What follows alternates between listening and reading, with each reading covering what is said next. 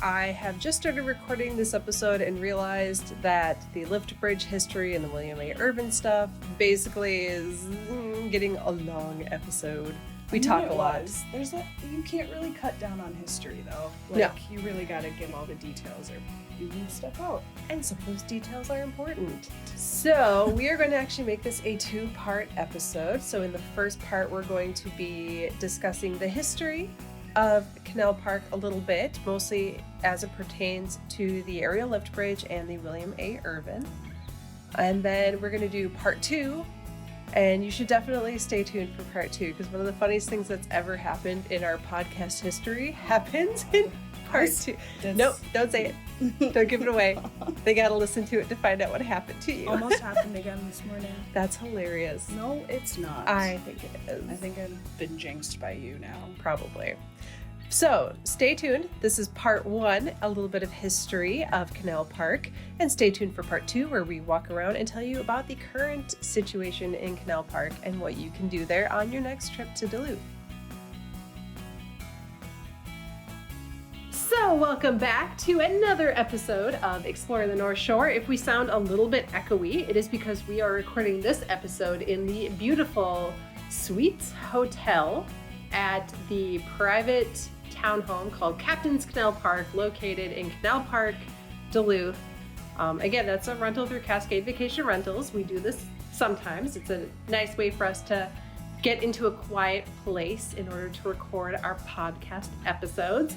So we picked this spot so we can kind of introduce you to the episode, walk you through it, and then we're going to head out and we are going to spend a day in Canal Park. How hard it is to concentrate. There's so much going on. Stop looking out the window. So I'm Jay.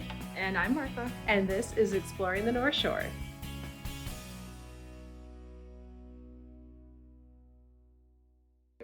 So we have to do some housekeeping a little bit here, because and if you don't want to hear all the COVID stuff, which if you have COVID fatigue, I totally understand. Go ahead and skip ahead probably like 5 minutes. I'll put like a minute long music intro in there so you can just skip ahead until you get there if you don't want to hear this part.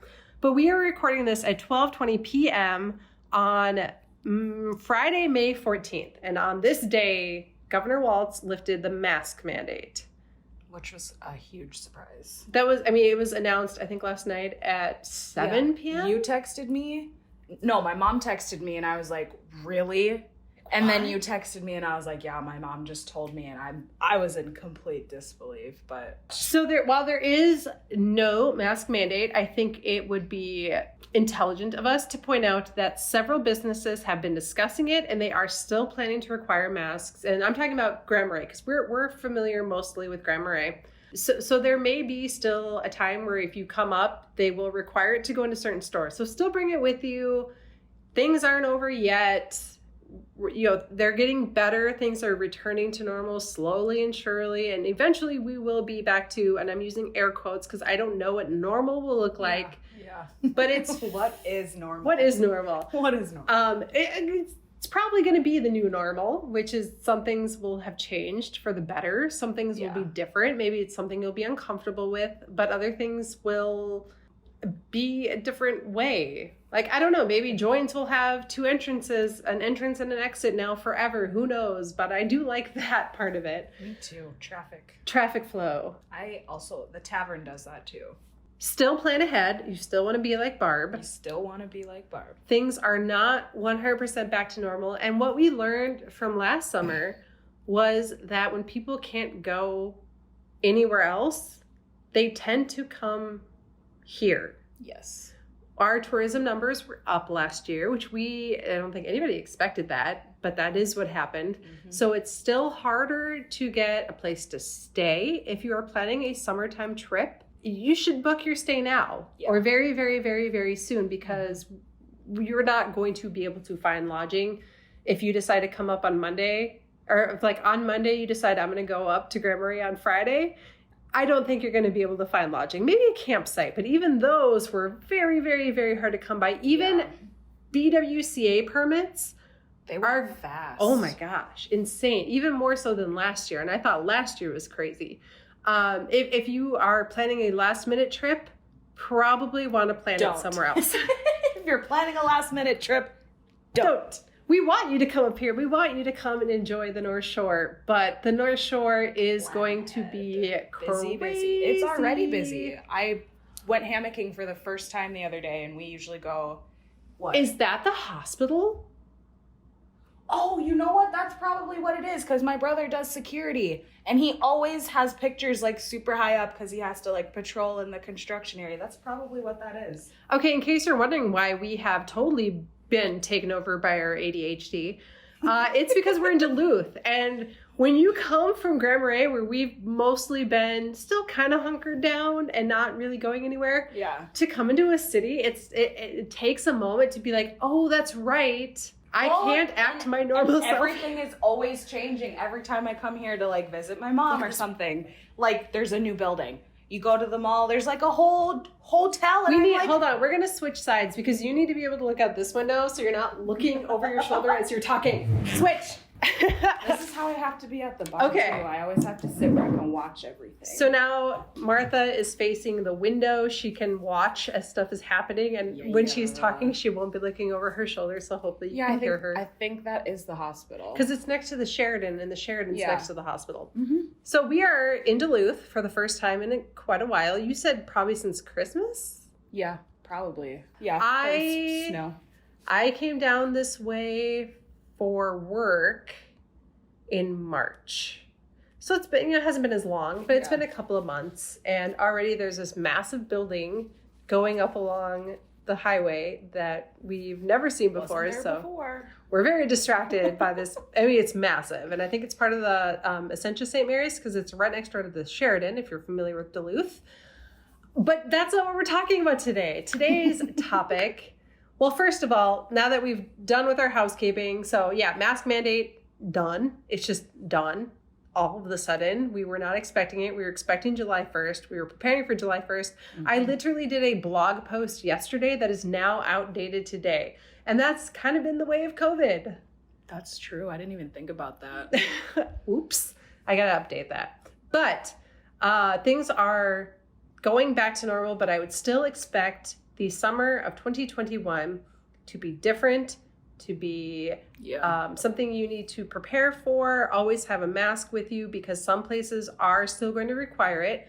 On the Exploring the North Shore website, kind of hilariously, just yesterday, I went through and I deleted in the restaurant section. I didn't delete it, but I had highlighted if there was indoor dining available, since that was like unusual. Yeah. Everything's reopened. You can go into, except for Java Moose, that's the only one I can think of where they still don't have indoor seating. I think that's the only one. I've been there like twice. So Java Moose, they still only have it outdoor seating, and then you just order at the counter and you take your coffee to go. Everybody else, every restaurant in town is open. You can go in, you can sit down. They had capacity limits. I believe the capacity limits are expiring on May 28th still. Some honking horns outside. I don't know if you can. We are on like the third story of the Suites Hotel, so that had to have been pretty loud for us to hear it. But yeah, just prepare ahead. And now I'm going to play that minute-long music thing that I said I was going to do for people who didn't want to hear this part. So go ahead and skip ahead a minute. I'm going to make it exactly 60 seconds. So go ahead and skip ahead unless you really like this repetitive music I'm about to play.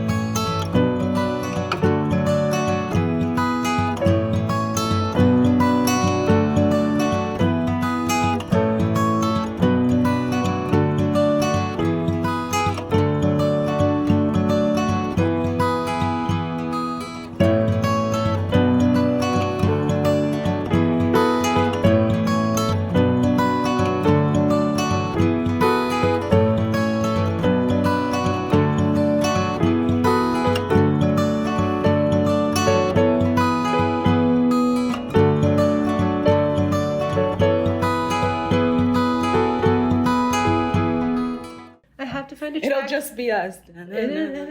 For 60 seconds. This is music. All right, we are back, and now we are on to the topic of the day that maybe we're a little premature on it. I don't know yet. We're going to find out. We did a little bit of research this morning when our original plans for the day changed, and we said, let's go to Duluth and give you guys a Duluth-centric podcast episode because I don't really think we've had one. No. Joe and I started in Brighton Beach, and I think that's all the further in Duluth we've ever gone. But Duluth is part of the North Shore. This is the biggest city on the North Shore, the only city really on the North Shore.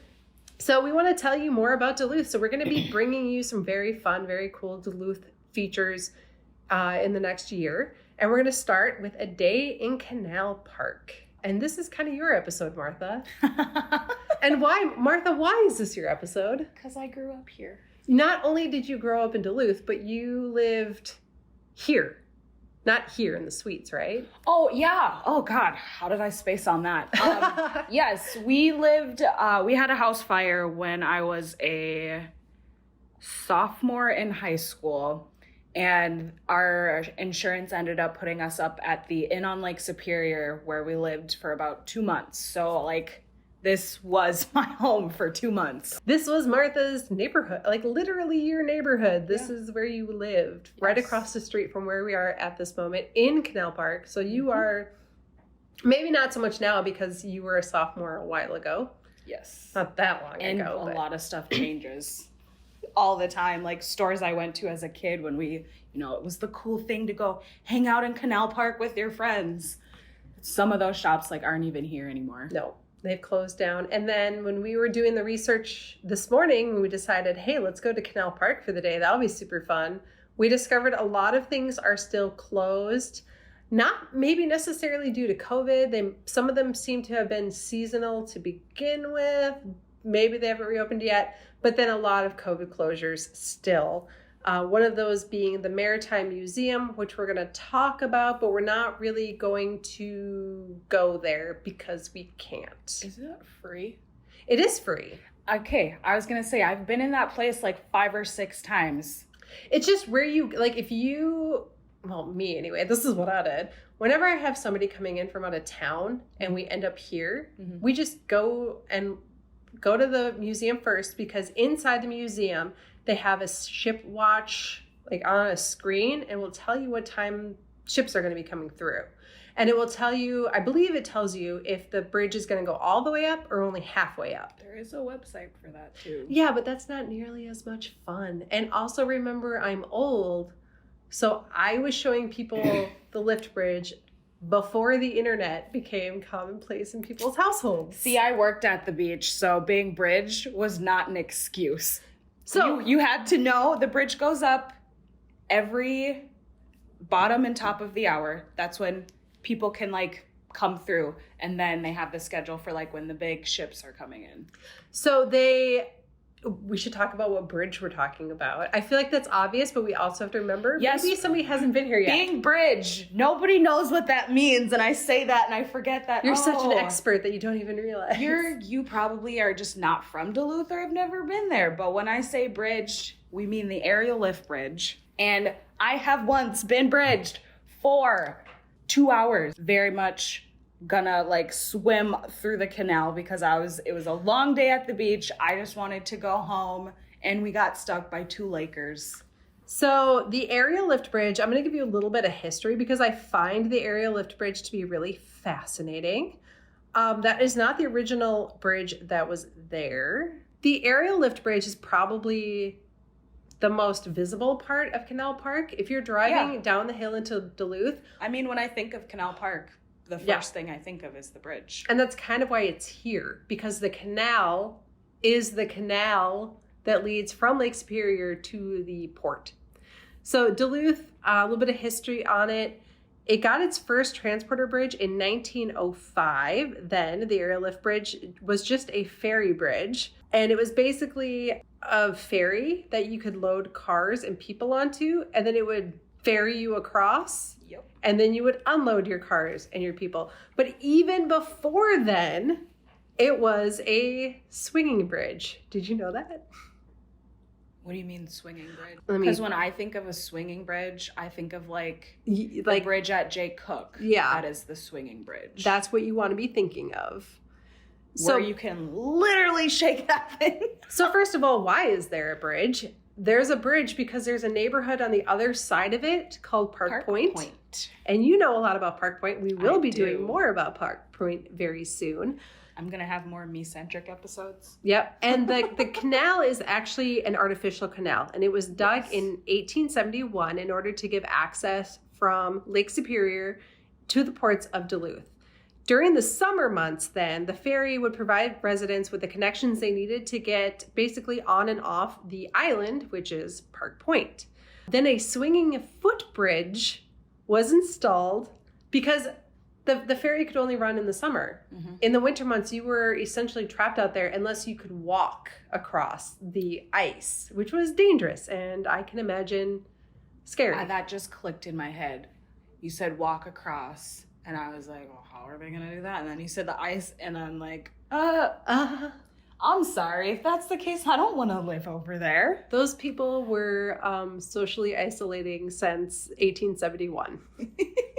They had it down. They started it. Then, yeah, they did install a swinging footbridge. Like, was it only in the winter? That's basically what they would use in the winter. And the reason they only used it, you could, I imagine, use it year round. The problem is you didn't want to use it year round because the residents of Park Point came together and said, this is rickety, it's unsafe, it's terrifying. Now, we know winters in Minnesota. Can you imagine walking across that thing in the middle of winter during like 30-mile-per-hour wind gusts? It was a swinging bridge like the one at Jay Cook. No. Yeah. No. Yeah. No. Hell no. The Minnesotan when no means no. No. Duluth in 1872. Now 20 years. People at Park Point were dealing with either being stuck out there. I mean, I'm sure some people maybe only lived out there seasonally and they came back and had a winter place and they came back on the summer, or they lived out there and they attempted to cross this rickety, unsafe footbridge. I couldn't find any record of anybody actually dying or any major incidences being connected to it, other than the fact that I can imagine that it was terrifying. It was windy in the winter and it was cold. Well, yeah. It's so windy and so bad sometimes. That's how the lake walk gets damaged all the time, because the waves from the wind get so big and they wash up. How did they not get washed off the bridge? The bridge was high up. Oh my God, my mind is going so many places. Yeah. That's scary. Right? I would never. Can you imagine because you worked, even in the summertime, trying to cross a bridge over the canal. No. It had to have been pretty high in order for ships to get in and out. So that bridge had to have been pretty high up. I couldn't find any pictures. The only thing I could find accounts of the bridge and why, and mostly accounts of the footbridge were associated with why they decided to build the aerial lift bridge. Mm-hmm. That's it. So it's this weird mention that got my brain going really, really fast. So if anybody knows of any place where we can get more information on that, I would absolutely love to see pictures. I want to see a picture of this. Insane. In my head, all I can imagine is a tightrope. Super high up. You're just trying to get across. Everybody has those tightrope wand things. Yeah. 1892. The city of Duluth held a contest to design a bridge that would connect the residents of Park Point to the rest of Duluth. And a man named John Low Waddell, and I don't know if I'm pronouncing that right, it's Waddell. He won the contest with his design for a high-rise vertical lift bridge. But then the War Department did not approve the project, and it was just scrapped by the city. So the people of Park Point are still dude. What do we do? Dude, hello, we're still here. Yeah. We're still part of you. Please include us. So instead, in 1905, they went with a bridge that was designed by architect Thomas McGillivray. That's McGillivray, McGillivray, pretty sure. McGillivray? Yeah, whatever. So this one was a raised gondola that moved along the bridge. And that might be like I think some of the That's first. That's the one people could ride on, right? Yeah, it was connected above. Yeah, like it kind of looks like an upside down hammer. Like it came down and then. You got inside the hammer part. Yeah. And it just moved you back and forth. And when a ship was coming through, it would just stay on one side or the other, and then it would move you back. So, I don't like that either. Yeah, it still sounds terrifying. The raised gondola moved along the bridge, and it could hold up to 350 people, as well as wagons and automobiles, because again, this is 1905. And I mentioned earlier, and I didn't even catch myself on this until just right now, when I said about the original ferry moving cars and people. That was before cars were invented. So I'm not going to take that out because it's kind of funny to me now that my modern brain assumed that ferry moved vehicles. It was probably moving like carriages and horses and people. Yeah. Yep. Which is even more insane. I've seen, pictures. Crazy. So the gondola, again, at this point, you could put wagons, and they did have some automobiles on there, 350 people. Streetcars. And guess how long it took to get from Canal Park to Park Point on the new lift bridge? New lift vertical. I'm gonna gondola. say 10 minutes. 1 minute. So not that bad. It actually did move pretty fast. Oh, that's kind of. It takes about that long to drive across. I'm thinking about the space. Well, it depends on the traffic. Yeah. But the bridge was pretty efficient, and it would cross the canal every 5 minutes. It worked, and it met the needs of the people at Canal Park. They were like, yay! Or not Canal Park, but Park Point. People at Park Point were like, finally, we're being included. But then something happened that made it no longer efficient, which was, automobiles. Oh. Yeah. After a while, they were like... I was going to say that because then I read the article and it was like, there was more demand and it just wasn't fitting the demand anymore. People quickly went to automobiles being owned by the I wonder if that's when the amusement park was down there. Oh, interesting. I'm trying to think of the dates. I wrote that article. We'll look all this up. But by the 1920s, more, automobiles went from something only rich elite people had, and it turned into something everyday people could have. It was kind of like, it reminds me a lot of computers from when I was a kid, where you might have one friend who has a computer in their house, and then all of a sudden you had 2 friends, and then you had 3 friends, and then everybody had computers. For me, that's cell phones. Yes. This is how we went from all 4 siblings having one cell phone to then there were 2. And then we all had our own phones, and you went from the flip phone to not even the flip, just the smart, the Nokia. Yeah. And then now everybody, the including Razor, was super big. It's totally normal for kids to have cell phones now, and it's the same way. Automobiles just became mainstream, and then life had to adjust to it. So in 1929, they were like, "Oh, we got to plan ahead." And they started building the modern day lift bridge, which was based on the original design, which is hilarious. Yeah, of John Lowe Waddell. So he's rolling in his grave like, I told you so. Yeah, right. I would have been so mad. His family, the design was now owned by a descendant of him, and they were like, "Hey, remember this contest you guys had back in the late 1800s? I still have the designs. Do you want them?" And they're like, "Oh yeah, that's a good idea." And then I don't know if I'm guessing the War Department scrapped it originally because it used up too much metal. And at the time, all the metal was being allocated to wartime efforts. 1892 and then 1929, there was still wars happening. So I don't really know. Maybe we just had more metal, or they just really needed to do something. And they realized they had to do it fast because in 1930, the bridge was completed. That is the very, very bridge you will see today.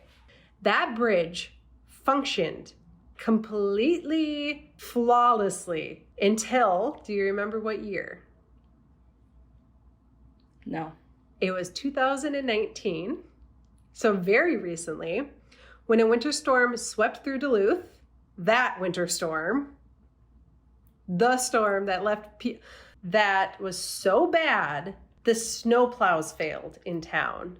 And that, this, we came down to Duluth to do we did Bentleyville and we did the sauna, right after all that happened. And we went to go see your dad and your stepmom. and they had just been plowed out of their neighborhood. COVID brain.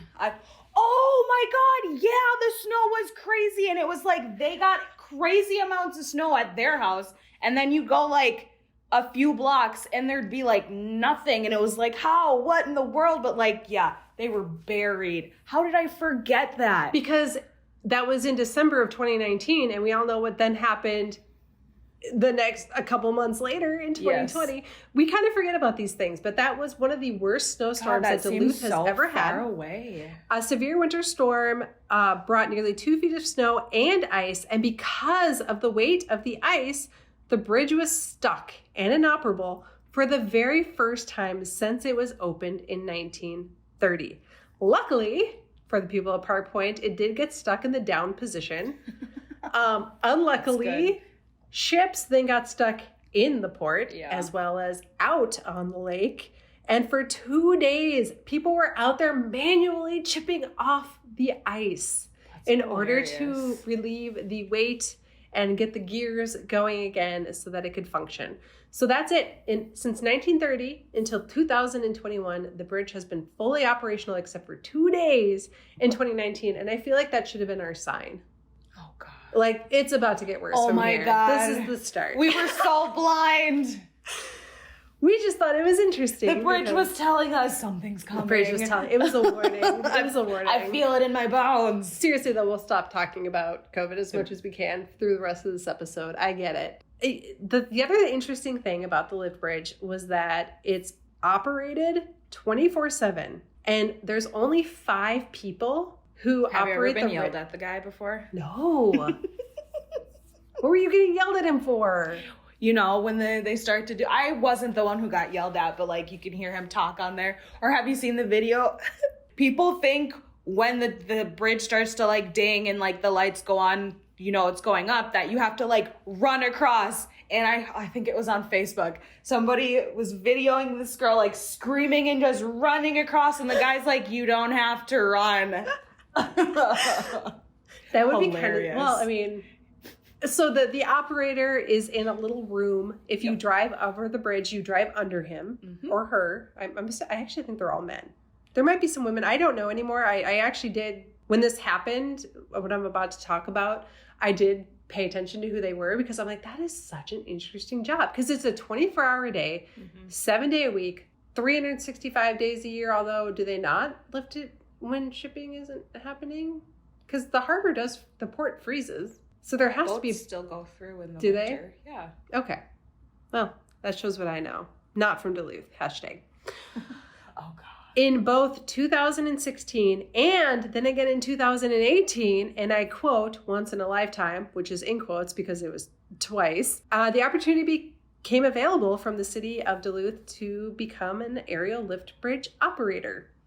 So it does sound like this came about because some of the other long-term operators who had done it for 30, 40 years were retiring. And of course, since I think they kind of go in the spurt. They hired people in 1930. They probably hired more people in like 1970. Yeah. And then, 2010, 2016, 2018, those people decided to retire and they got a couple new people in there.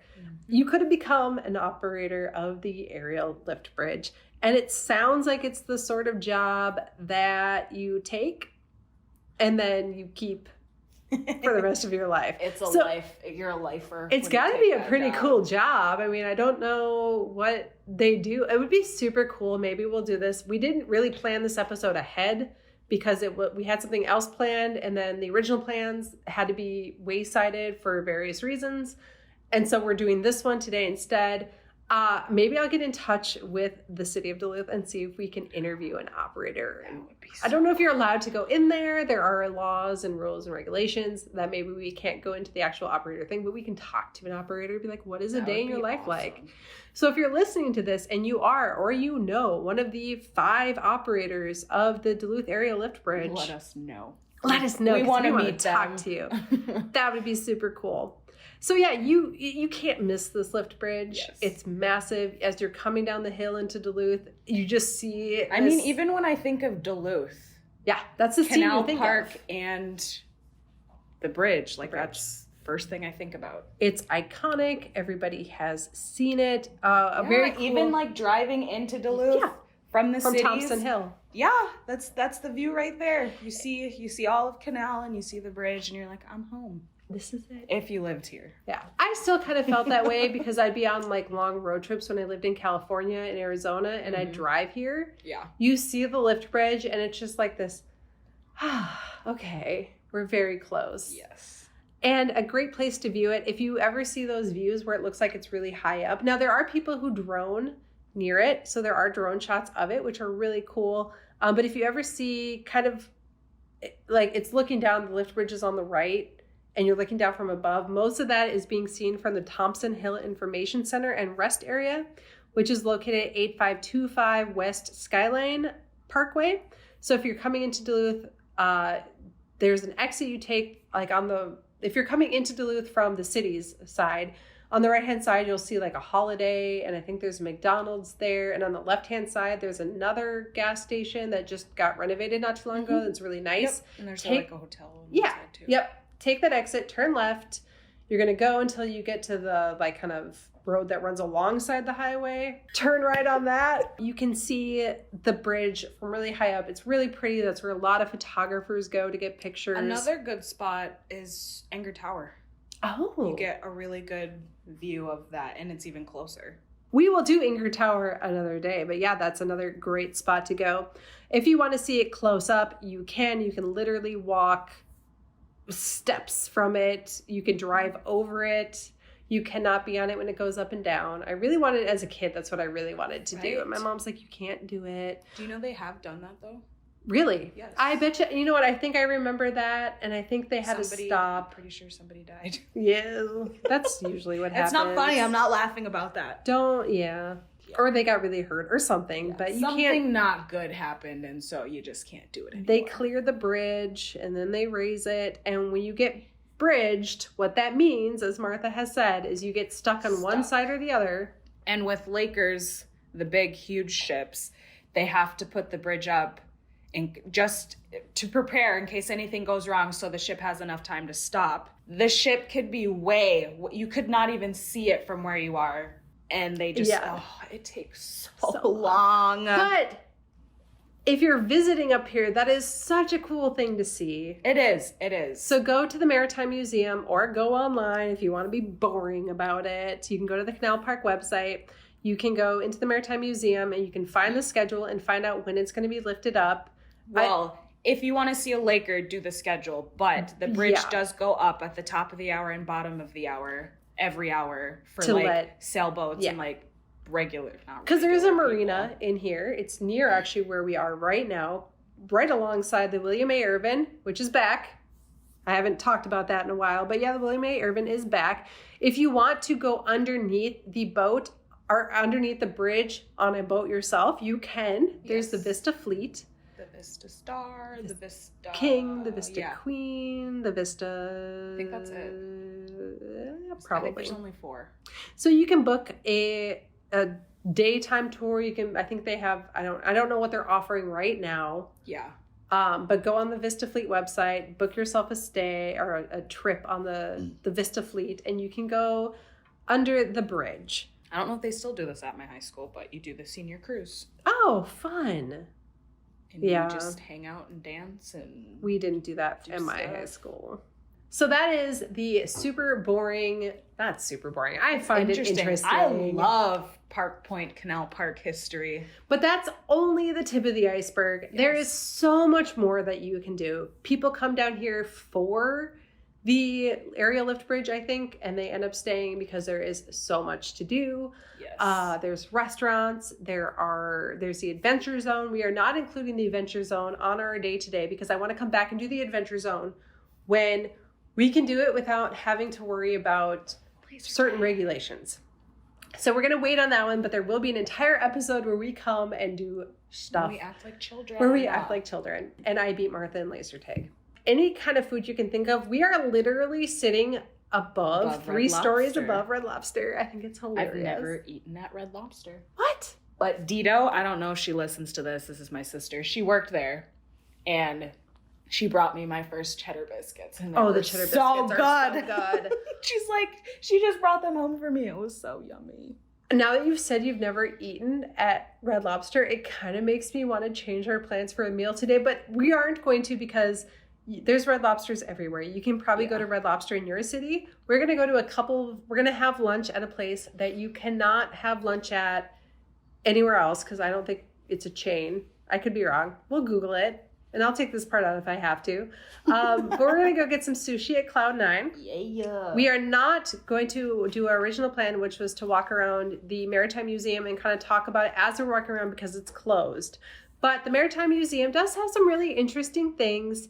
That's you can why walk I've been around there like 6 times because it's still interesting to this day. Yep. So this summer, I don't know, they haven't announced what their reopening is. They are talking about how there will be rangers stationed sitting, Like not park rangers like or the Maritime Museum rangers. I don't really know what they do. I don't know what their job is. It was just on their website. Interesting. They're going to be sitting out there either 5 days a week or 7 days a week. The information on there was very confusing. I think it was too early in the morning and I hadn't had my coffee. No, the way you read it, I sat there and was like, but they just said only Thursday through that day. How is it 7 days a week? I think what they meant to say was starting May 17th. It'll be 7 days a week, but they didn't have the word starting in there. They just had May 17th, 7 days a week or something. I remember I was very confused. But again, it was like 8 o'clock in the morning and I was tired. So we are not going to go to the Maritime Museum, but I do recommend it. It's free. It's a free attraction. You can't beat free. There's a lot of things you can do around here that's free. Another really cool thing to go see that we will go and do is the mini lift bridge. The blue one. Yeah. Yeah. So I can't believe they got the ship through there. That's another super interesting story that I'm going to touch on really quick because we're not going to go do it, but it's another one of our top 5 recommended things you should do in Canal Park, which is go and visit the William A Irvin, especially since it's back in October too. Are they going to do it again? I don't know if they're going to do it this year. I don't think they've said. Again, it's all these things we don't know whether or not they're going to happen this year. Ship. My dad. Oh, I'm going to shout out to my dad. I don't know if he listens yet, but if he does, my dad had this running joke. I did not do haunted ships. I didn't do anything you walk through that's scary. No, thank you. So my dad always had a joke. He'd come up to me and he'd be like, okay, you got 2 choices. Haunted ship or haunted ship. And he'd just walk away. And I'm like, Dad, I don't want to go. But you did it, right? Eventually, yes. Okay. And now I love that stuff. So the William A. Irvin is a iron ore ship that has been retired and is now sitting in Canal Park. And it's in this very narrow, tight canal. An interesting story connected with Canal Park. So this was pretty big news. This is a story from 2018. William A. Irvin is a 600-foot freighter, or 611-foot freighter, so it's not a 1,000-footer, but it's still a pretty sizable boat. And it sailed on the Great Lakes starting in 1938. So she made her maiden voyage out of Lorain, Ohio, which is interesting to think about. It's like Duluth's ship, and it wasn't even born here. Until 1978. Wasn't even born here. But we still claim her because she's ours. 1978, she retired, and she spent 8 years in West Duluth in the shipyard. Which, when I read that, I was surprised. That just sat there for 8 freaking years. In West Duluth. And then she was purchased by the Deck. The Deck, of course, being the Deck Auditorium, where a lot of events happen and a lot of things are always happening. It's a pretty big place. And they brought her into the Duluth Harbor to use her as a floating museum. And for 30 years, she sat there and didn't move. But there were some industrial contaminated sediments, normal wear and tear on the hull, and other things that prompted the city of Duluth to make the decision to move the William A. Irvin out of her spot that she'd been sitting in for 30 years and do some work at the Fraser Shipyard in Superior, Wisconsin. So she didn't go far. Do you know how taken back I was when I came home and it wasn't there? It's like you don't think about it, and then all of a sudden you're like, what's weird? Oh my God. Yeah, like what's missing? What's gone? And it clicked in my head and I was like, where did it go? Where's the ship? Because it doesn't move. It's not a functioning operational ship. It's been there my entire life. All of my life, it's been there. It's never not been there. And it's not an operational ship. It cannot function on its own. It actually had to be towed out. And since being put in there in 1978, Canal Park in Duluth has sort of built up around it, and the space it was in became smaller and smaller and smaller. Like I said, it's a harbor. There are other boats out there too right alongside of it. That bridge, that footbridge that I talked about that we're going to go check out, that is there solely so that those sailboats can go in and out. It was never meant for the William A Irvin to pass through. Yeah. So it's like 6 to 7 inches of space. That's that footbridge that goes up. And the Irvin, there was only 7 inches at most. They said between 6 and 7 inches of space that thing had to squeeze through. Now think about that. You are a tugboat operator and you are pulling this massive floating museum that is beloved by all the people of Duluth out of that space. Such an odd love. It is. Love. You say that and I'm like, no, that's not true. But like no, you love how my heart felt when it wasn't there. So they had to do it basically they had from September 1st to September 30th. They had to do it by October 1st in order to get it out and do the work on it. That's the bridge. Oh, is the bridge going up? It must be. I just heard We heard the sound. Yay. Well, maybe we'll catch it. My bridge senses are tingling. I happen to know. So they moved in 2018. It did not make it back for a year, so it wasn't brought back until later in 2019. So they didn't have the haunted ship in 2018 or 2019. But I mean, getting back to moving it really quick, it's just they had to wait for the right conditions. It had to be super calm. Mm-hmm. The waters had to be calm. The guy pulling the tugboat, I can only imagine the amount of stress that guy was just experiencing. Right. It was this big deal. 6 inches. If a random wind suddenly came through and blew it even the littlest, tiniest bit, it would have damaged the ship or damaged the canal or damaged the bridge. Who knows? But they moved it out. There's an awesome time lapse that you can watch. Check it out. Pretty cool. So the company that moved it was called Wren Ironworks LLC, and they did it. But for a year, the Irvin was gone. Then it came back, and it wasn't quite ready to be a haunted ship yet. Then 2020 happened, and it wasn't able to be a haunted ship. And now in 2021, I don't know if it's gonna be a haunted ship. So it's been at least 3 years, possibly 4, since anybody's been on that ship when it's been haunted. Yes. I mean, they're doing tours. Yes. So there's 2 different, like I said, there's 2 different kinds of ship. There's the normal William A. Irvin tours that you can take. They're regularly offered. You walk through the ship. They tell you about the ship. It's pretty cool. I've never actually done a non-haunted tour. Maybe we'll do that for another episode. I don't know why I did. Probably school. No. Really? I wasn't there with school. Huh. I would think schools would do it because it's part of Duluth history. What? Maybe it was school. Or camp, maybe? Maybe camp. Oh, it could have been camp. I have a feeling it might have been at camp. So during the regular year, it's a regular ship that you can tour. It's a floating museum. In October 1st through like October 31st, maybe even November 1st, it becomes the haunted ship that is taken over, who then stages elaborate decor and costumes. And the last one I went to, I was pregnant, which I don't think you're supposed to do that. And it was based on phobias. It was like the phobia ship. So they had claustrophobia, and they had you walking through this maze that felt like it was getting narrower and narrower and narrower, and it was like it was pitch black, and you'd hit a wall and you'd have to find your way around the next curve. Mm-hmm. I eventually figured out, actually somebody whispered in my ear before I went back in there, they're like, look up.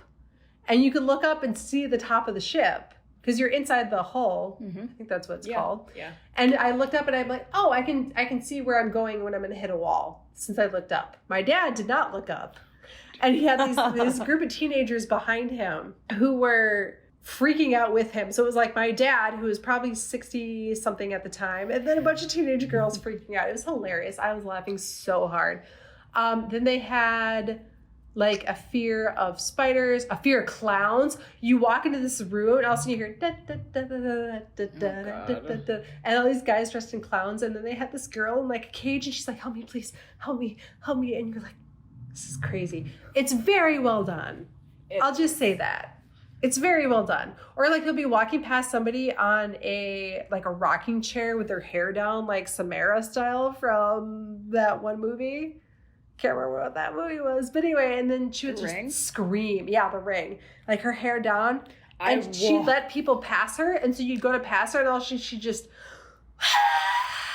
You're like, oh my God. Yeah, it's great. If you are up here in October, and if they do it this year, or if they do it next year, do it. Don't be like Martha. Don't be lame. I will absolutely probably make you go on that. I did it. It just took me a long time to do it. I like to do things on my own time. I'm gonna make you do it again. Girl, I want to do like the haunted hayride, or like we went to this one place where like haunted chip. Nope, haunted chip. It's not scary enough. Haunted chip. I like to be scared. Oh, wait, I'll make you scared. Good luck. I would actually with my dad, because I don't know if you couldn't tell I was pregnant. I wasn't pregnant enough. So I don't think they had any way of knowing that I was, and that's why they were being gentle with me. I was realizing my dad was getting really freaked out, so I would go and I would see somebody hiding around a corner. I'm like, don't get me. The guy behind me is going to be hilarious. And I would move forward, and he would come up behind me, and the guy would jump out. You did your dad dirty. And my dad was like, oh my God. I don't know if he listens to this podcast. I don't know if I ever told him I was doing that. You're outed. I'm absolutely You've outed doing yourself. It to you, by the way. Don't let me walk in front of you in the haunted ship. No, do it. Oh, yeah. Get me. Try. I was constantly like, you get this guy. It's hilarious. So that is the William A. Irvin. That is the Maritime Museum. Those are the two things we are not actually doing on this episode, but that we do highly recommend. Those are, they're just going to be separate podcast episodes. They're not going to be like a day in Canal Park, because you can do those, but we're going to do them in a separate episode. We're just including them here with some history because they are part of Canal Park. And now we're going to go get lunch because Martha's stomach is making really hilarious noises. And we're going to go get some sushi at Cloud 9.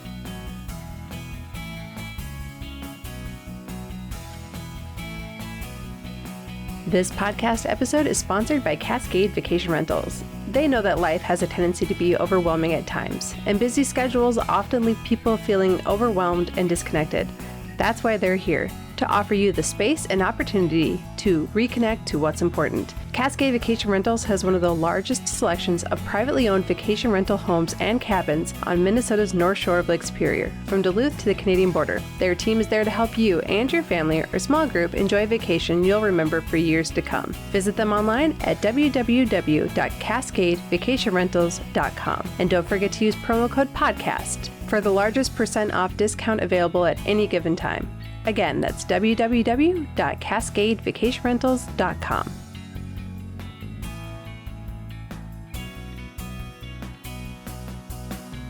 And now I also want to insert a little update on the haunted ship. There's an update already? There is. Well, I think there is. So I went to look. I think. So now, we recorded that the first part, the part you just heard, we recorded last week. It's now a week later, and I'm editing it, and we're getting it ready to go out. And I decided to look on the Duluth Haunted Ship website to see if that was going to happen. And what it says currently is that there will be no haunted ship in 2020. It will be back in 2021.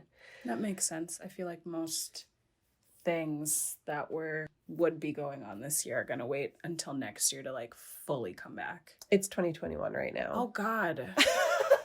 Oh. Can you tell I only got an hour and 45 minutes of sleep?